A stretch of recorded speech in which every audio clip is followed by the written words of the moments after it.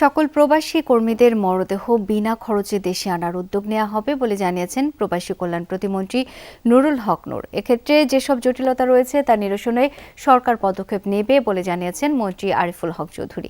দুপুরে দেশে প্রবাসী কর্মীদের লাশ পরিবহনের জন্য দুটি ফ্রিজিং গাড়ির উদ্বোধন করে তারা কথা জানান।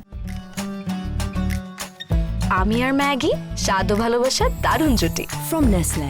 এখান থেকে ওয়েজ অনার্স কল্যাণ বোর্ডের আগের 3টি সহ মোট 5টি ফ্রিজিং গাড়ি মরদেহ দেশে আনার পর বিনা খরচে নির্দিষ্ট গন্তব্যে পৌঁছে দেবে। বিমান আগে বিনামূল্যে প্রবাসীদের মরদেহ পরিবহন করলেও কেন তা বন্ধ করেছে তা খতিয়ে দেখে প্রয়োজনীয় ব্যবস্থা নেওয়ার কথাও জানান প্রবাসী কল্যাণ মন্ত্রী। হওয়ার পর থেকে আমরা আলোচনা পরামর্শ করার মধ্যে দিয়ে আমাদের কাজগুলো চালিয়ে যাচ্ছি।